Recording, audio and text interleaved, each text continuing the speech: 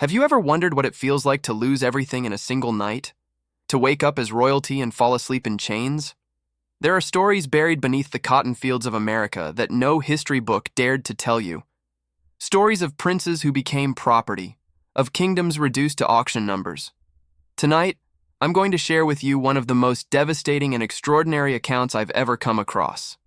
A man born to rule, stolen from his throne, and forced to endure what no human being should ever experience. But here's what makes this different from anything you've heard before. This prince survived. He was found. And when they discovered who he really was, the revelation shook the entire foundation of what they believed about the people they had enslaved.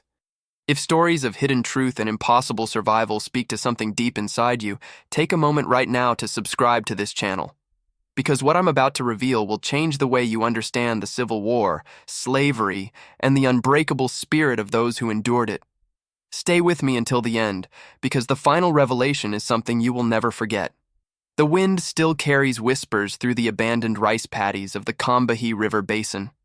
Where once the crack of overseers' whips echoed across flooded fields, now only the rustle of marsh grass remains. If you were to walk those grounds today, through the crumbling foundations of what was once the Ashford plantation, you would find something peculiar buried in the soil. Not gold, not silver, but small carved figurines, their features worn by time and tide, depicting lions and elephants and warriors with spears raised toward an African sun that these lands have never known. The local people say these objects appeared overnight, scattered across the old slave quarters like seeds planted by ghosts. They say an old man placed them there decades ago before disappearing into the fog of the Low Country. They say he was burying his kingdom, piece by piece, in the land that had tried to bury him. This is not a story about slavery as you have been taught to understand it. This is a story about a prince named Kwame Asante Mensah, son of the Angola of the Mbundu people, heir to a dynasty that stretched back 17 generations, who was captured during a Portuguese raid in 1861 and transported across the Atlantic to become the property of a man who could not spell his own name. If you want to understand how power can be stripped away and yet somehow survive, if you want to see how dignity can be crushed and somehow rise again, then you must understand what happened in the rice swamps of South Carolina during the bloodiest years of American history. What Kwame endured there would break most men. What Kwame became there would eventually break something far larger than any single man could have imagined. The question that haunted every enslaved person who ever set foot on American soil was simple. How do you survive when they have taken everything? Kwame would answer that question in a way that no one expected. But first, he had to fall. And the fall of a prince is always farther than the fall of common men. If you want to follow more cases like this, that shake society to its core and reveal hidden truths, subscribe to the channel so you don't miss any investigation. The Ashford plantation sprawled across 3,200 acres of prime rice-growing land along the Combahee River in Colleton County, South Carolina.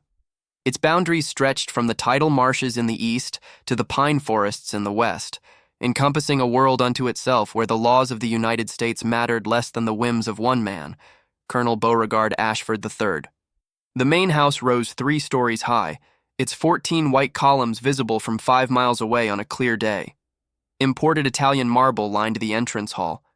Crystal chandeliers from Paris hung in the dining room, where the colonel entertained visiting politicians and cotton factors from Charleston. The library contained over 2,000 volumes, most of them unread, their leather spines serving primarily as decoration for a man who valued appearance above all else. But it was not the main house that defined life on Ashford. It was the rice fields themselves. Those deadly rectangles of flooded earth extended for miles in every direction, their surfaces reflecting the sky like shattered mirrors. The system that created them was ingenious and brutal in equal measure. Enslaved workers had dug miles of canals and constructed elaborate trunk gates that controlled the flow of tidal water into and out of the fields. They had cleared thousands of acres of swamp, draining and diking the land through labor that killed many of them before the first seed was ever planted. The work itself was a form of slow execution. Men and women stood waist-deep in flooded fields from before sunrise until after sunset, planting rice seedlings into the mud with their bare hands. The water teemed with cottonmouth snakes and alligators. Mosquitoes rose in clouds so thick that workers tied rags across their faces to breathe. Malaria claimed dozens every summer, and those who survived the disease often succumbed to exhaustion, heat stroke, or the countless infections that festered in their open wounds. The mortality rate in the rice fields of the South Carolina Low Country was the highest of any agricultural system in the American South. Historians would later estimate that enslaved workers in the rice districts died at nearly twice the rate of those in the cotton regions. The rice planters knew this. They calculated it into their expenses. They purchased new workers to replace the dead the way other men purchased new tools to replace the broken ones. Colonel Ashford owned 437 enslaved people at the height of his wealth in 1860. He knew the names of perhaps a dozen of them.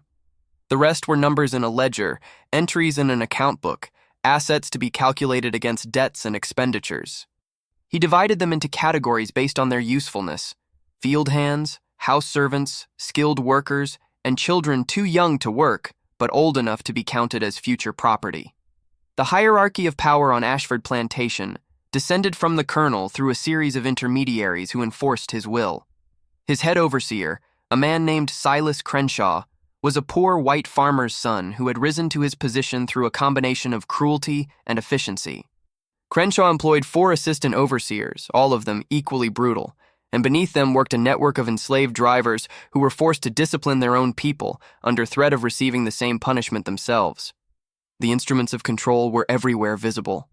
The whipping post stood in the center of the slave quarters, its wooden surface stained dark with generations of blood.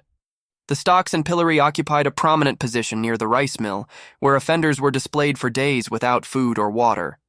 The sweat box, a wooden coffin barely large enough to contain a human body, sat behind the overseer's house, ready to receive anyone who dared to run or resist.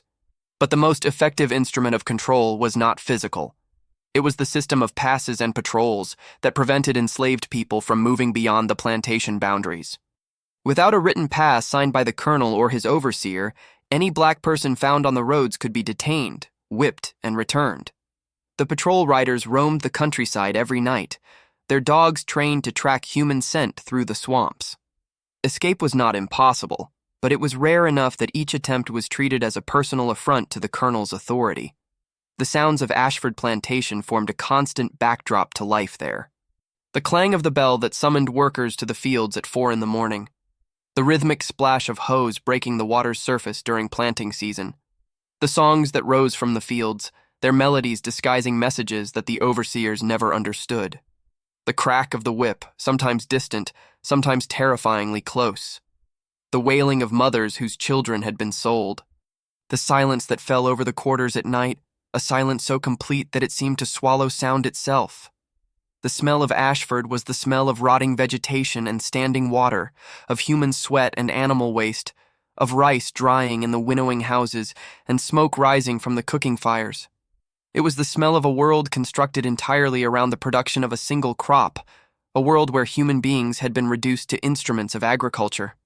Into this world, in the spring of 1861, came a man who had once commanded armies.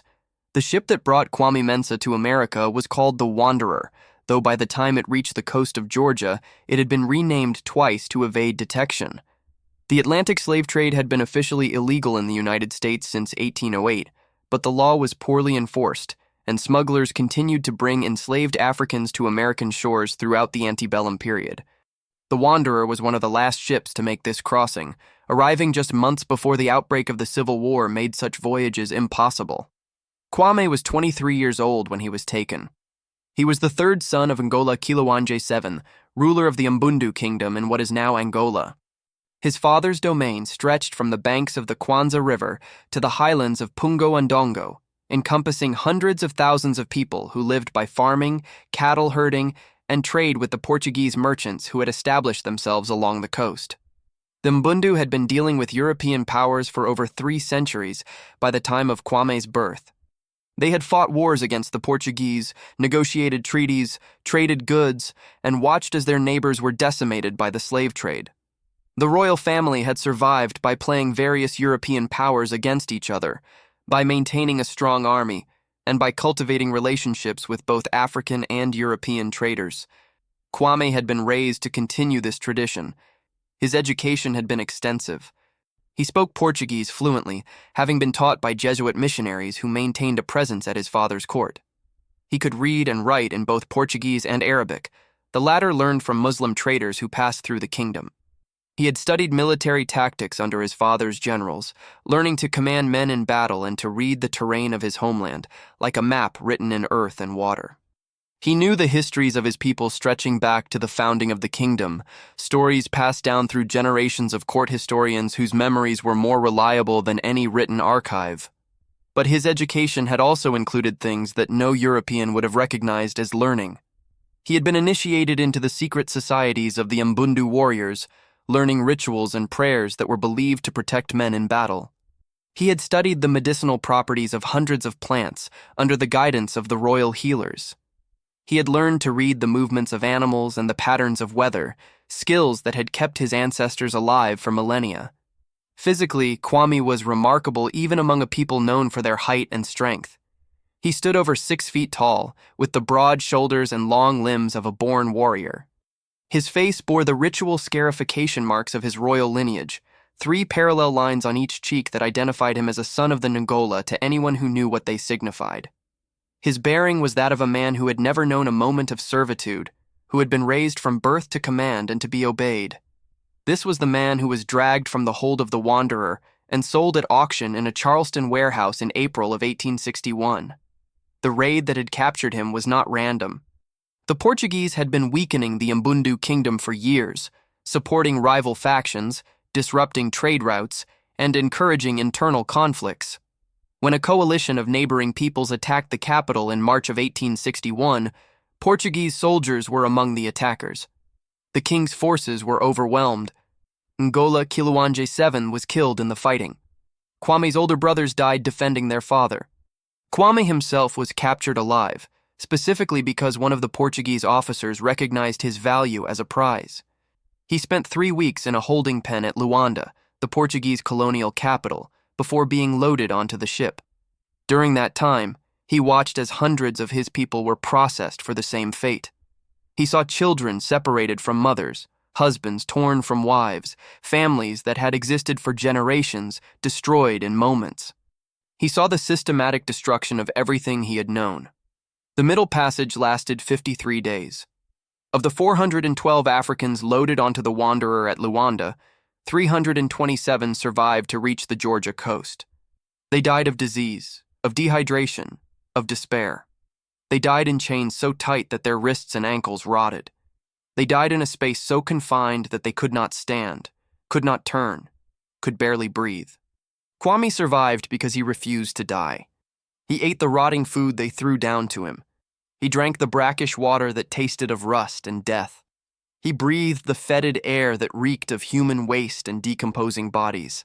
He survived because he swore to himself that he would live long enough to see his captors punished. The auction in Charleston was conducted with the efficiency of a livestock sale. The surviving Africans were cleaned up, oiled to make their skin shine, and paraded before buyers who examined their teeth, squeezed their muscles, and discussed their potential value in the same tones they might use to evaluate horses or cattle. Kwame's height and obvious strength made him valuable. His scarification marks made him exotic. His eyes, burning with hatred that he could barely contain, made some buyers nervous. Colonel Beauregard Ashford was not among the nervous ones. He saw a strong young man who would be useful in the rice fields. He paid $800, a premium price, and had his new property branded, chained, and transported to the plantation that would be his prison for the next 4 years. Leave a comment saying, "Never give up on the truth," if you believe that justice should reach all the oppressed. The first months on Ashford Plantation were designed to break him. Every enslaved African who arrived from the continent had to be seasoned, taught to accept their new status, to obey without question, to forget who they had been before. The process was deliberately brutal. Kwame was given a new name. The overseer, Silas Crenshaw, called him Boy at first, then assigned him the name Sam when it became clear that he would need something to respond to in the fields. The name Kwame, which meant born on Saturday in the language of his ancestors, was not erased. Nothing could erase it. But it was buried, hidden, spoken only in the darkness of the slave quarters where no white ears could hear. He was assigned to the hardest labor on the plantation, clearing new fields from the swamp. This meant standing waist-deep in water that teemed with snakes and leeches, swinging an axe at cypress trees until his arms burned and his hands blistered and bled. It meant dragging the felled trees through the mud to be burned, breathing smoke that seared his lungs while mosquitoes feasted on his exposed skin. It meant working from before dawn until after dark, eating handfuls of cold hominy and sleeping on a dirt floor in a cabin that offered no protection from the rain. The first time he was whipped was for moving too slowly. Crenshaw administered 20 lashes with a cowhide whip, while Kwame was tied to the whipping post in the center of the slave quarters. The other enslaved people were forced to watch. This was part of the process, teaching the new arrival that resistance was futile and teaching the established population that even the strongest men could be broken. Kwame did not cry out, not once. He clenched his teeth and stared straight ahead and refused to give his tormentors the satisfaction of hearing his pain. The other enslaved people noticed. They would remember. The second whipping was for speaking. A group of enslaved workers had been talking in the fields, and Kwame had responded in Portuguese when one of them asked him a question. The overseer heard him and flew into a rage. Foreign languages were forbidden. Anything that reminded the enslaved of their origins was forbidden. Crenshaw administered 30 lashes this time, and when Kwame still did not cry out, he added 10 more out of frustrated rage. The scars from those whippings would remain on Kwame's back for the rest of his life. They crossed and recrossed each other, forming a lattice of raised tissue that told the story of his resistance without words. But Kwame was learning more than just how to survive punishment. He was learning the patterns of life on Ashford Plantation. He was watching, listening, remembering. He noted which overseers were cruel and which were merely indifferent. He observed the routes of the patrol riders and the schedules of the guards. He learned which enslaved workers could be trusted and which were likely to inform on their fellows in exchange for small privileges. He also began to understand the subtle system of resistance that had developed among the enslaved population over generations. The songs they sang in the fields contained coded messages about escape routes and safe houses along the Underground Railroad. The stories they told at night preserved histories and identities that their owners thought they had destroyed. The small acts of sabotage, tools broken accidentally, crops harvested incorrectly, animals let loose, formed a constant, low-level warfare against the system that enslaved them. Kwame recognized these tactics. They were not so different from the guerrilla strategies that his father's armies had used against the Portuguese. He began to see possibilities where before he had seen only imprisonment. His opportunity came in an unexpected form. In the fall of 1861, an epidemic of malaria swept through Ashford Plantation. The disease killed 37 enslaved people and incapacitated dozens more. Among the dead was the plantation's blacksmith, a skilled worker whose abilities had made him nearly irreplaceable. Colonel Ashford needed a new blacksmith desperately. The plantation depended on iron tools, hoes, axes, chains, hinges, nails, and without someone to repair and forge them, the entire operation would grind to a halt. He sent word to the slave quarters, asking if anyone had experience with metalwork. Kwame stepped forward. He had learned the basics of smithing from the royal craftsmen in his father's court. The Mbundu were skilled metalworkers, famous throughout the region for their iron weapons and tools. Kwame had not been trained as a professional blacksmith, but he knew enough to heat iron, shape it on an anvil, and produce serviceable tools. The colonel tested him. He gave him a broken hoe and told him to repair it. Kwame did so, and did it well. Within a week, he had been transferred from field work to the smithy, a small building near the main house where he would spend his days forging and repairing the instruments of his own oppression. It was a Faustian bargain, and Kwame knew it. By making himself useful, he was helping to perpetuate the system that enslaved him. Every hoe he repaired would be used to cultivate rice that would enrich his owner. Every chain he forged would bind his brothers and sisters in bondage. But the position also gave him advantages that he could not have obtained any other way. As blacksmith, Kwame had access to the entire plantation. He was called to repair tools in the fields, hinges in the main house, locks in the storerooms. He moved freely where other enslaved people could not go without permission. He saw things that others never saw. He heard conversations that were not meant for enslaved ears. He also had access to metal and to fire, and to the knowledge of how to shape both into weapons. The community of enslaved people on Ashford Plantation had existed for 3 generations.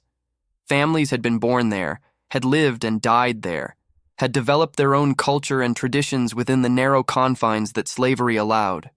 They viewed newcomers from Africa with a mixture of curiosity and wariness. These saltwater Africans, as they were called, were reminders of a homeland that most American-born enslaved people had never known. They were also potential troublemakers who might bring punishment down on the entire community. Kwame understood this dynamic. He did not push himself forward or try to assume leadership. Instead, he listened, he learned, he made himself useful. He taught the other enslaved people things they had never known. Medicinal plants that could treat fevers and infections, techniques for preserving food that would prevent spoilage during the long summer months, stories from Africa that gave them a connection to a heritage that the slave system had tried to erase. He also learned from them. He learned English, the language that he would need to survive in this new world. He learned the geography of South Carolina, the routes north to freedom, the names of allies who helped escaped slaves along the Underground Railroad. He learned the specific cruelties of American slavery, which in some ways were different from anything he had experienced in Africa. And he learned about the war. The Civil War had begun in April of 1861, just weeks after Kwame's arrival in Charleston. The enslaved people on Ashford Plantation knew about it almost immediately. They had their own information networks, more reliable in many ways than the newspapers that their owners read. They knew that the northern states were fighting to preserve the Union, and they hoped that this fight might eventually lead to their freedom. Kwame listened to these discussions with intense interest. In his father's court, he had learned to analyze military conflicts, to assess the strengths and weaknesses of opposing forces, to predict the likely outcomes of wars. He applied this knowledge to the conflict between North and South. What he concluded was this: the Confederacy would lose. The North had more people, more industry, more resources. The South had better generals and more motivation, but these advantages could not overcome the fundamental imbalance of power. The war might last years, but its outcome was certain. This conclusion shaped everything that followed. In the winter of 1861, Colonel Ashford's daughter returned from Charleston for an extended visit. Miss Lucinda Ashford was 21 years old, educated at a finishing school in Virginia, and considered one of the most eligible young women in the Low Country. She was also deeply unhappy. The war had disrupted the social season in Charleston. The young men who might have courted her were off fighting for the Confederacy. Her father, whom she adored, was increasingly preoccupied with the management of the plantation and the threat of Union invasion. She wandered the grounds of Ashford with nothing to do and no one to talk to. She discovered Kwame working in the smithy one afternoon in January of 1862. She had come looking for her father, who sometimes inspected the outbuildings during his daily rounds. Instead, she found a tall African man shaping a horseshoe on an anvil with precise, economical movements. She should have left immediately. For a young white woman to be alone with an enslaved man was a violation of every social code of the antebellum South. But Lucinda was bored and curious, and perhaps more intelligent than her upbringing had allowed her to express. She asked him what he was doing. He explained, in the careful, deferential English that enslaved people used when speaking to white owners. She asked him where he had learned the skill. He told her, carefully, briefly, about his training in Africa. She came back the next day, and the day after that. Over the following weeks, Lucinda Ashford learned more about Africa, about the Mbundu Kingdom, about the world beyond the borders of her privileged existence than she had ever known before. Kwame was careful. He never forgot his position or the danger of their interactions, but he saw an opportunity, and he took it. He taught her to see the enslaved people on her father's plantation as human beings, not as property, not as inferior creatures who deserved their fate, but as people with histories and families and hopes and fears, just like her own. He could not know it then, but this education would prove crucial in the years to come. The spring of 1862 brought changes to Ashford Plantation. The war was going badly for the Confederacy in the coastal regions. Union forces had captured Port Royal in November of 1861, establishing a base less than 50 miles from Ashford. The plantation was now within striking distance of Union gunboats that patrolled the coastal waterways. Colonel Ashford responded by increasing security, more patrol riders, more guards, harsher punishments for any hint of disobedience. He also began making plans to move his most valuable enslaved workers inland, away from the threat of Union liberation. The enslaved people knew what this meant. If they were moved inland, their chances of freedom would diminish dramatically. The Union forces represented hope, a chance, however slim, that the war might end with their liberation. Being sent deeper into Confederate territory would put that hope out of reach. Kwame began to plan. The first step was organization. Over the previous year, he had identified the men and women on Ashford Plantation who were most willing to resist. There were not many. Most enslaved people were too beaten down, too afraid, or too focused on mere survival to contemplate active resistance. But there were a few. Big Moses was a field hand in his 40s, a man of enormous strength who had survived 30 years of rice cultivation through sheer physical endurance. He had watched his wife sold away to a plantation in Alabama and his children scattered across the South. He had nothing left to lose. Aunt Sarah was a cook in the main house, a woman in her 60s who had been born on Ashford and knew every inch of the plantation and every secret of the Ashford family. She had helped 3 enslaved people escape north over the years, never being suspected because of her age and her seeming devotion to her owners. Young Daniel was barely 18, quick and intelligent, able to read and write because Miss Lucinda had secretly taught him when they were children. He served as a messenger between the main house and the slave quarters, carrying information in both directions. There were others, perhaps a dozen in all. Kwame brought them together slowly, carefully, never meeting in groups larger than 3, always in places where they could not be overheard. He shared his analysis of the war. He told them what he believed, that freedom was coming, but that they might have to fight for it. He also began to gather resources. As blacksmith, he had access to metal and tools. He began forging weapons in secret, knives hidden in the coal pile, sharpened iron rods concealed beneath the floorboards of his cabin. He collected intelligence about the plantation's defenses, mapping the positions of guards and the routes of patrols in his mind. And he waited. A military commander knows that timing is everything. The moment for action had not yet arrived. The moment came in November of 1862, when Abraham Lincoln issued the preliminary Emancipation Proclamation. The news reached Ashford Plantation through the enslaved grapevine within days of its announcement. Starting January 1st, 1863, all enslaved people in Confederate states would be declared free. The Union Army was now fighting not just to preserve the Union, but to end slavery itself. The effect on the enslaved population was electric. For the first time, they had official confirmation that their liberation was a goal of the Northern war effort. Freedom was no longer just a hope. It was a promise. For Colonel Ashford and his fellow planters, the proclamation was a nightmare.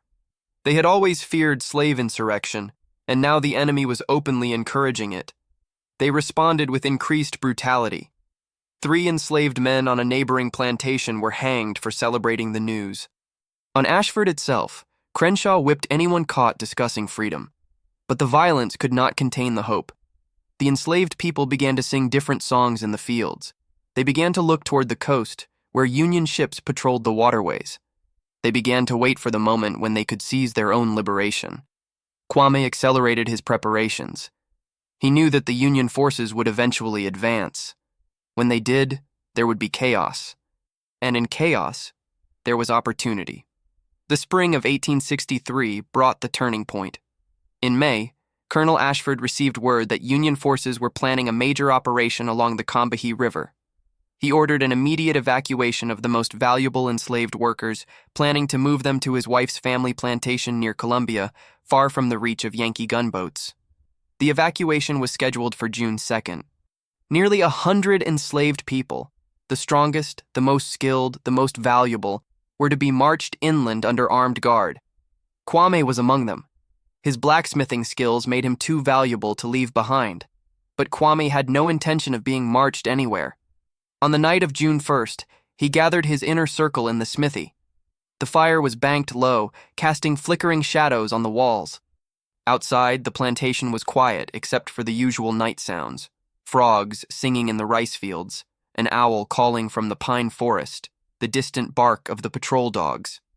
Kwame spoke quietly, but with absolute authority.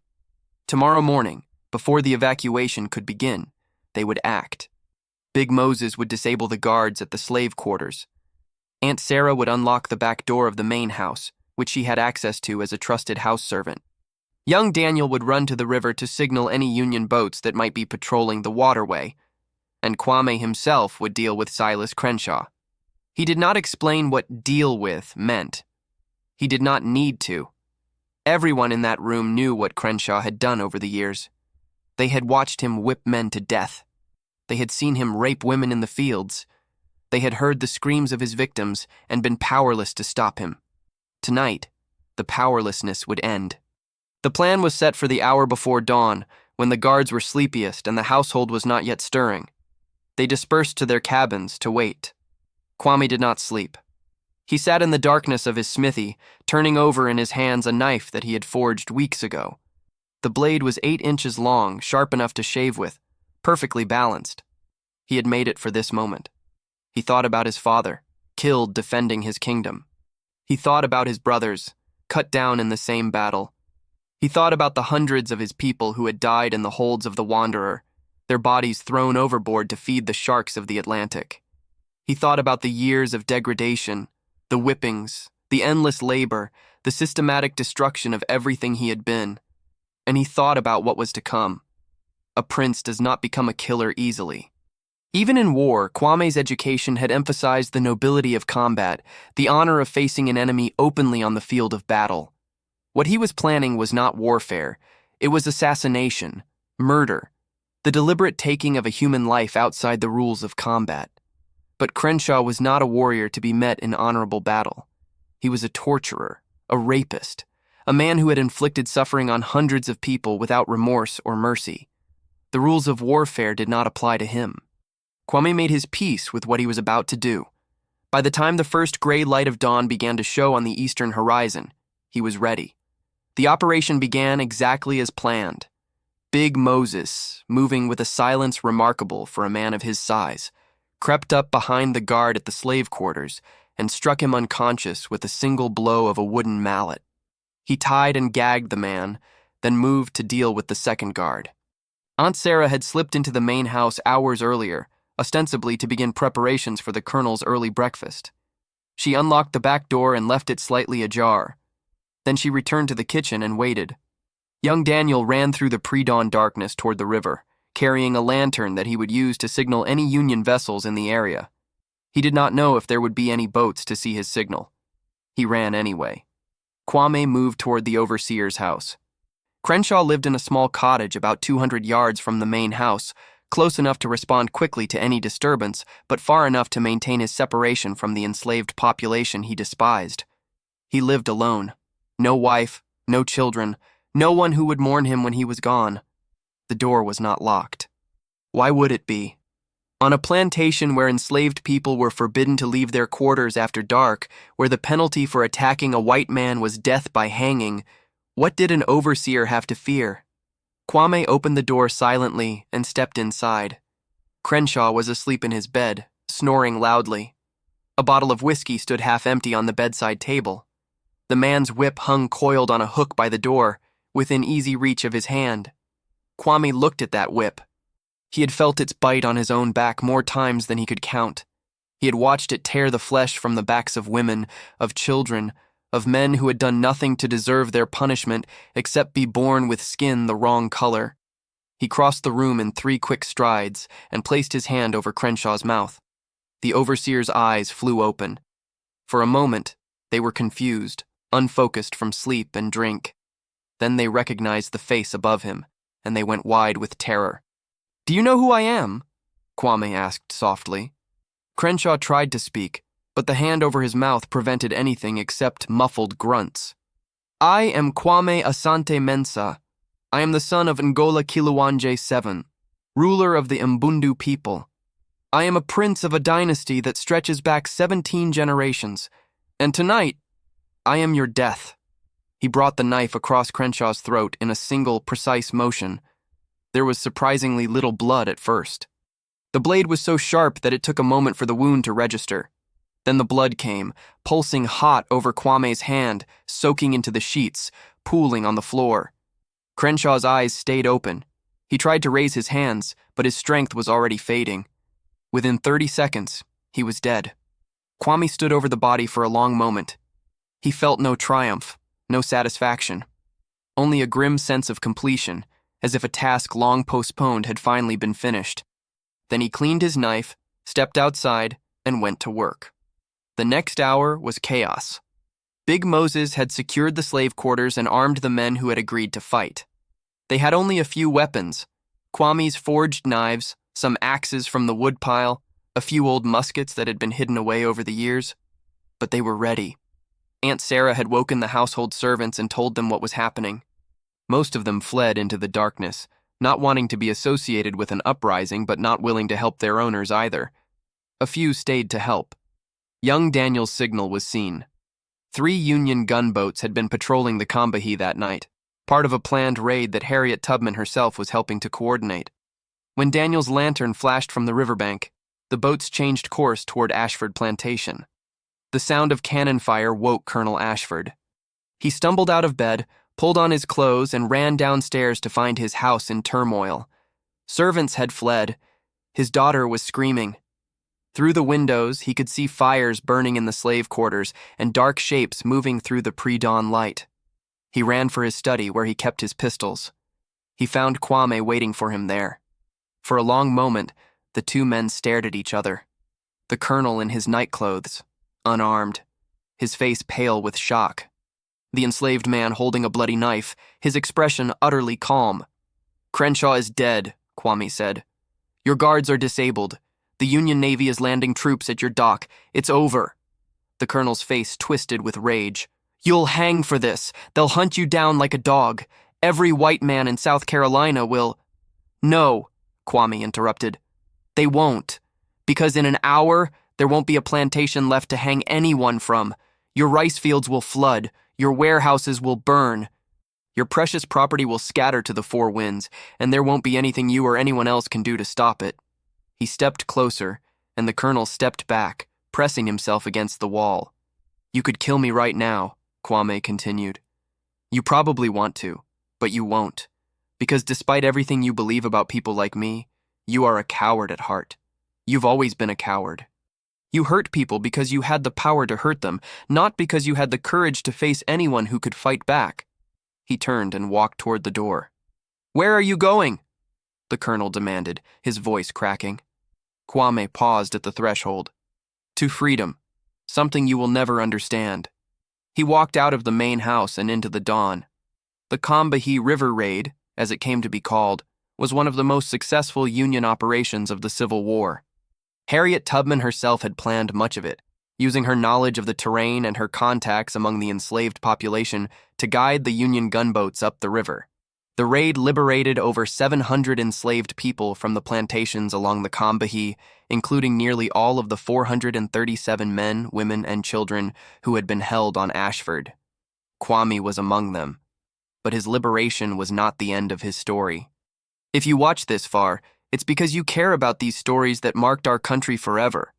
Leave a comment saying, "I watched until the end," so I can meet you and know who really cares about the search for historical truth. In the weeks following the raid, Kwame found himself in Port Royal, South Carolina, the headquarters of the Union's Department of the South. The military district was a strange place, a pocket of Union-controlled territory deep in the heart of the Confederacy, populated by thousands of formerly enslaved people who were trying to build new lives while the war raged around them. Kwame attracted attention almost immediately. His height and bearing set him apart. His scarification marks identified him as something other than an American-born enslaved person. And the story of what he had done on Ashford Plantation spread quickly through the refugee community. He was approached by a Union officer named Captain Charles Worthington, who was compiling reports on conditions in the Confederate States based on testimony from freed people. Worthington was skeptical when he first heard the rumors about the African prince, but his skepticism faded quickly when he met Kwame in person. "Where did you learn to speak English so well?" Worthington asked during their first interview. "On the plantation," Kwame replied. and Portuguese from the missionaries in my father's court. Your father's court? My father was Angola Kiluwanji VII, ruler of the Mbundu people. His kingdom had diplomatic relations with your European governments for 3 centuries before I was born. Worthington stared at him. You're claiming to be royalty? I am not claiming anything. I am telling you what is true. Believe it or not as you choose. Worthington did not believe it. Not at first, but he was intrigued enough to investigate.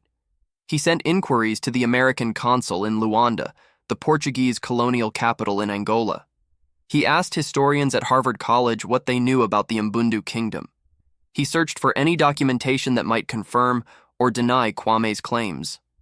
The responses that came back were astonishing.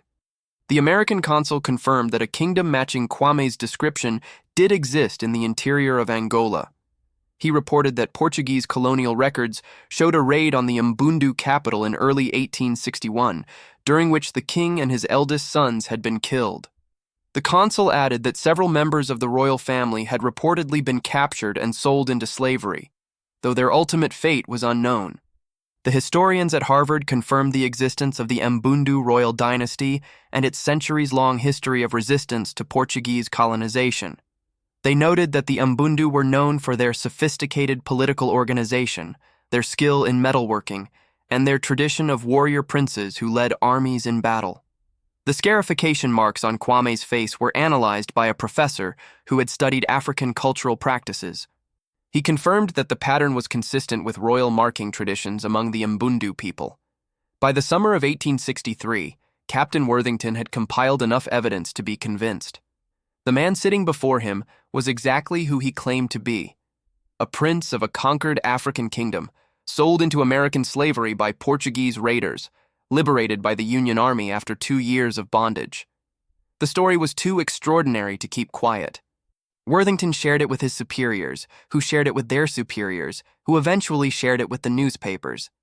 By the fall of 1863, the African Prince of Carolina had become one of the most talked-about stories of the war. The Northern press seized on Kwame's story as proof of the injustice of slavery. Here was a man of royal blood, educated and sophisticated, reduced to the status of property by a system that claimed black people were naturally inferior. His existence contradicted every argument that slave owners had ever made in defense of their peculiar institution.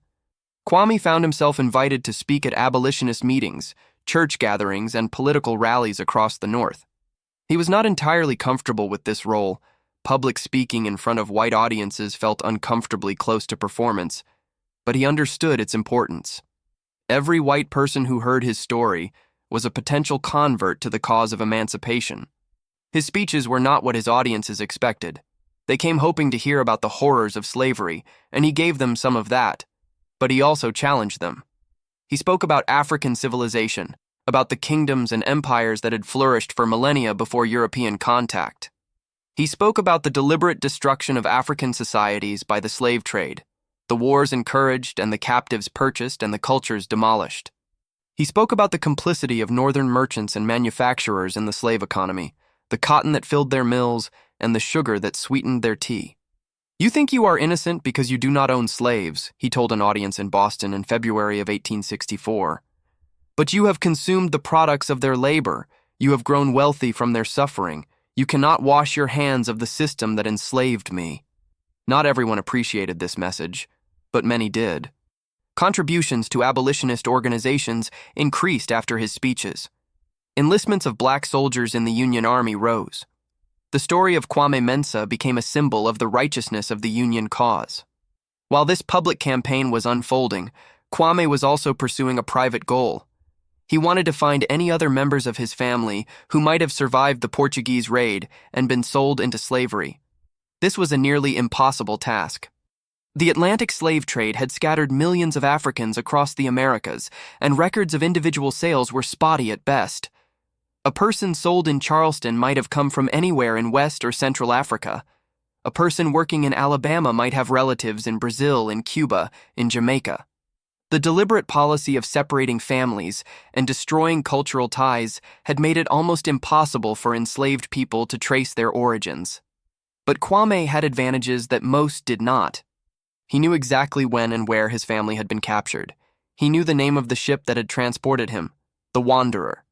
He had contacts in the abolitionist community who had been tracking the illegal slave trade for years. He began to search. The first clue came from a freedwoman in Savannah named Rebecca, who had been transported on the same ship as Kwame. She remembered seeing a woman with royal scarification marks among the captives in the hold, an older woman who had been kept separate from the others and who had died during the Middle Passage. That woman had been Kwame's aunt, the sister of his father. The second clue came from records seized when Union forces captured a Confederate plantation in Mississippi.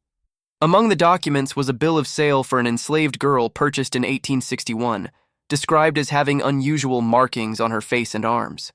The name given to her by her purchaser was Queenie. Kwame traveled to Mississippi in the spring of 1864, as Union forces were pushing deep into Confederate territory. The plantation where Queenie had been held had been abandoned by its owners and occupied by Union troops. Most of the enslaved people had fled, but a few remained, caring for the sick and elderly who could not travel. Among them was a young woman of perhaps 19 years old, with the same scarification marks that Kwame bore on his own face. She was Adwoa Mensah, his youngest sister. The reunion was almost too much to bear. They had both believed the other dead for over 3 years. They had both endured horrors that neither could fully describe. They held each other and wept in the ruins of a Confederate plantation while Union soldiers stood guard around them. Adwoa told him what had happened after his capture. She had been hidden by loyal servants during the Portuguese raid, but discovered 2 days later when the raiders searched the palace compound. She had been sold separately from the others, transported on a different ship, and sold at auction in New Orleans to a cotton planter from Mississippi. Her experiences had been worse than his. Female enslaved people faced dangers that men did not. She did not describe these experiences in detail, and Kwame did not ask. Some things did not need to be spoken to be understood. What mattered was that she had survived. They had both survived. The Mbundu royal line had not been entirely extinguished. Kwame brought Adwoa back to Port Royal, where they stayed together for the remainder of the war. He continued his speaking tour, now with the added testimony of his sister to reinforce his story. She proved to be an even more compelling speaker than he was, softer in manner, but with a quiet intensity that moved audiences to tears. Together, they became symbols of African royalty brought low by slavery and liberated by the Union cause. Their images appeared in abolitionist newspapers. Their stories were recounted in sermons and speeches. They became, in a sense, famous. But fame was not what either of them wanted. What they wanted was impossible: to go home. The war ended in April of 1865 with the surrender of Robert E. Lee at Appomattox Courthouse. The Confederacy was finished. Slavery was finished. 4 million people who had been held in bondage were now, legally at least, free. Kwame and Adwoa faced a choice that every freed person had to make. What now? For most, the options were limited. They could stay in the South and try to build lives in a region that still hated them, working for wages on the same plantations where they had worked as slaves. They could migrate north to cities where discrimination was less violent but still pervasive. They could head west to the frontier territories where land was available, but survival was uncertain. For Kwame and Adwoa, there was another option: return to Africa. The American Colonization Society had been sending African Americans to the colony of Liberia since the 1820s. The society's motives were mixed. Some members genuinely believed they were helping black people escape racism, while others simply wanted to remove free black people from American society. But regardless of the motives, Liberia existed as a place where people of African descent could live outside the shadow of white supremacy. Kwame was not interested in Liberia. It was a colony created by Americans, populated by people whose connection to Africa had been broken generations ago. It had its own complex racial dynamics, its own conflicts between settlers and indigenous peoples. It was not home. Home was Angola. Home was the Mbundu Kingdom, or what remained of it. In the summer of 1865, Kwame began making inquiries about returning to Africa. He contacted missionaries, merchants, and diplomats who had connections to the Portuguese colonies in West Africa. He asked what had become of the Mbundu Kingdom after the raid of 1861. He asked whether there was any possibility of reclaiming his birthright. The answers were not encouraging. The Portuguese had consolidated their control over the region in the years since his capture. The Mbundu kingdom had been dismembered, its territories divided among Portuguese administrators and compliant local chiefs. The royal family had been deliberately scattered, killed, sold into slavery, or forced into exile to prevent any restoration of the old order. There was nothing to go back to. This knowledge was devastating, but Kwame had learned to endure devastation. He turned his attention to what was possible rather than what was lost. He and Adwoa settled in Philadelphia, a city with a large and established black community that had been a center of abolitionist activity before the war. They purchased a small house in a neighborhood where other freed people were building new lives. Kwame found work as a blacksmith, using the skills that had kept him alive on Ashford Plantation to earn an honest living as a free man. He also became a teacher. The black community in Philadelphia was hungry for education, and Kwame had knowledge that few others possessed. He taught young people to read and write, to do mathematics, to understand history. He taught them about Africa, not the Africa of European imagination, full of savages and jungles, but the Africa of reality, with its kingdoms and cultures and achievements. He taught them that they came from something great, and that they could become something great again. Adwoa worked alongside him. She had a gift for languages that surpassed even her brothers, and she learned to read and write in English with remarkable speed. She taught other women how to manage households, how to negotiate with merchants, how to navigate the complex racial dynamics of post-war America. Together, they became pillars of the Philadelphia black community. They were not rich, but they were respected. They had survived what few could survive, and they had emerged with their dignity intact. In 1867, Kwame married a woman named Sarah Harper, the daughter of a freedman who had escaped from Maryland before the war. Sarah was practical where Kwame was visionary, grounded where he was sometimes lost in memories of a distant past.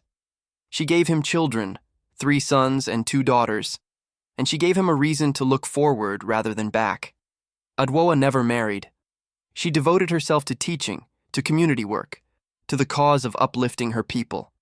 She lived with Kwame and Sarah's family until her death in 1902, beloved by nieces and nephews who called her Auntie Queen in honor of the title she had never been able to claim.